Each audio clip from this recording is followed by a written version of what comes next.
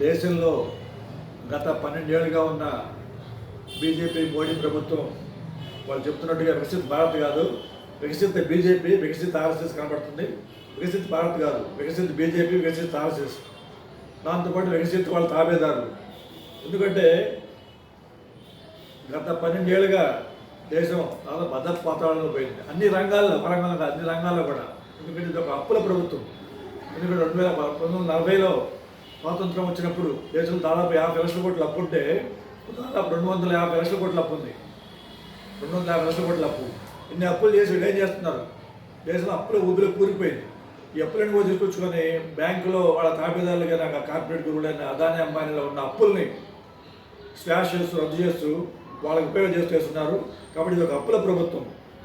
దాంతోపాటు ఇది ఇల్లీగల్ ప్రభుత్వం. ఎందుకంటే దాదాపు దేశవ్యాప్తంగా చదువుతున్న, జాతీయ స్థాయి చదువుతున్న పరీక్షలు, సిబిఎస్ఈ పరీక్షలు కానీ, నీట్ పరీక్షలు కానీ, దాంతోపాటు యూపీఎస్సీ పరీక్షలు కానీ పూర్తిగా లీగల్ పేపర్లు లీక్ అవుతున్నాయి. తాజాగా నీట్ పరీక్షలు, సిబిఎస్ఈ పరీక్షలు లీకులు కావడం, దాంతోపాటు ఈ లీకుల ప్రభుత్వాలు ఉన్న పేపర్లు కూడా దాచిపెట్టి మనాలు కాలిపోవడం, పేపర్లకు సంబంధించిన విధానాలు మనాలు కాలిపోవడం. దేనికి ఇది ఒక లీకుల ప్రభుత్వం. కనీసం పరీక్షలు సరిగ్గా చేసుకోక యువకులు, విద్యార్థులు దారుణంగా ఆందోళన గురవుతున్నారు. ఎంతో కష్టపడి, కొన్ని నెలలు కష్టపడి పరీక్షలు రాసి సరైన ఫలితాలు రాకుండా కొంతమంది దొంగలు, దొబ్బిదారులు, వాళ్ళ తాబేదారుల కోసం, వాళ్ళకి సంబంధించిన బంధువుల కోసం పేపర్ లీక్ చేసుకోవడం వల్ల నిజమైన విద్యార్థులు, మెరిట్ విద్యార్థులు దారుణంగా నష్టపోతున్నారు. వారి కుటుంబాలు దారుణంగా తీవ్రంగా జరుగుతున్నాయి. దాంతోపాటు బాధ ప్రభుత్వం. ఎలాంటి ప్రభుత్వం? బాధ ప్రభుత్వం అంటే రేట్లు దారుణంగా బాగుతున్నారు. ముఖ్యంగా పెట్రోల్, డీజిల్ కానీ, నిత్యావసర వస్తువులు కానీ. పెట్రోల్, డీజిల్ 2014 పూర్వం పెట్రోల్, డీజిల్ ధరలు విధానంలో ఒక పద్ధతి ఉండేది.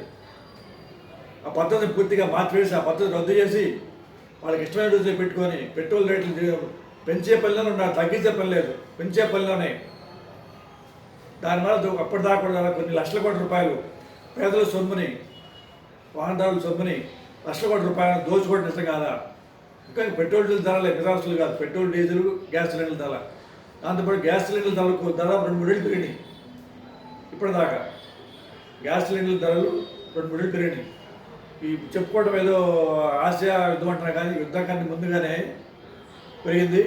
యుద్ధం సాగుతో ఇంకా పెంచుకుంటూ పోతున్నారు. ఇది కూడా దారుణంగా అన్యాయం చేయడమే. దాంతోపాటు ఈ ప్రభుత్వ సంఘాలు అమ్మేస్తూ ప్రభుత్వాన్ని అమ్మేస్తున్నాయి. ఎలా అమ్మేస్తున్నారంటే 1952 నుంచి ఇప్పటిదాకా ప్రధానమంత్రి కూడా జవహర్లాల్ నెహ్రూ కానీ, శాస్త్రి గారి, ఇందిరాగాంధీ కానీ, ఆఖరికి బీజేపీ ప్రధాని అయిన అటల్ బిహారీ వాజ్పేయి గారు కొన్ని పరిశ్రమల సంస్థలు స్థాపించారు. వాళ్ళ హయాంలో కొన్ని స్థాపించారు.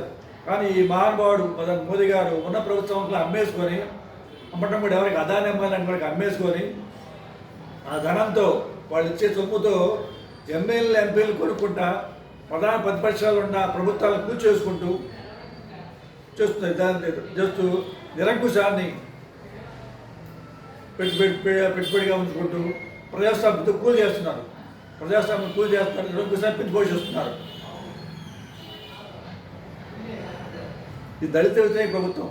ఎందుకంటే ప్రభుత్వ రంగ సంస్థలు పూర్తిగా రద్దు చేయడం వల్ల, అమ్మేయడం వల్ల, ప్రైవేట్ రంగ సంస్థలను పెట్టడం వల్ల రిజర్వేషన్ విధానం అంత అమలు చేయాల్సిన అవసరం లేదు. దీని ద్వారా క్రమంగా రిజర్వేషన్ విధానం రద్దు చేసే విధంగా బీజేపీ ప్రభుత్వం, మోదీ ప్రభుత్వం తలుచుకుంటూ కనబడుతుంది. రిజర్వేషన్ విధానాన్ని క్రమంగా రద్దు చేసే విధంగా బీజేపీ ప్రభుత్వం కనబడుతుంది. దాంతోపాటు అతిపెద్ద సమస్య రైతు వ్యతిరేక సమస్య, రైతు వ్యతిరేక ప్రభుత్వం. ఎందుకంటే మన భారతదేశ వ్యవసాయాన్ని పూర్తిగా అమెరికాకి అమ్మేసింది.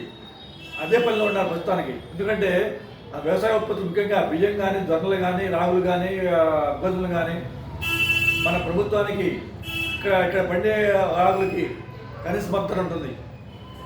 అమెరికాలో కనీస మద్దతు తక్కువగా ఉన్నా కూడా అక్కడ సబ్సిడీ ఎక్కువ వేయడం వల్ల అక్కడ ధరలు తక్కువ ఉంటాయి. అక్కడ నుంచి దిగుమతిగా వచ్చే సుంకాన్ని జీరో చేసుకొని, అమెరికా నుంచి వ్యవసాయ ఉత్పత్తులు మన ఇండియాకి వచ్చి 0% దిగుమతి చేసుకుని అంతకుముందు ట్యాక్స్ రద్దు చేసి అమెరికా వస్తువులు ధారాళంగా ఇండియాలకి దిగుమతి అవుతుంటాయి వ్యవసాయ. దీనివల్ల మన భారతదేశ రైతుకు దారుణంగా మోసపోయే అవకాశం ఉంది. మోసపోతున్నారు కూడా. ఈ కనీస మద్దతు లేక కొన్ని వేల మంది రైతులు ప్రతిరోజు ఆత్మహత్య గురవుతున్నారు. రాబోయే రోజుల్లో వ్యవసాయం పూర్తి దండగాని, వ్యవసాయం చేయడం కష్టతరమని రైతులు భావించి వ్యవసాయాన్ని పూర్తిగా కార్పొరేట్లకు అమ్ముకోవడానికి సిద్ధంగా ఉన్నారు. ఇప్పుడు ఎందుకంటే వ్యవసాయం కూడా కార్పొరేట్ల వశం కాబోతుంది, వ్యవసాయం పూర్తి కార్పొరేట్ల వశం కాబోతుంది. కాబట్టి ఇది రైతు వ్యతిరేక ప్రభుత్వం.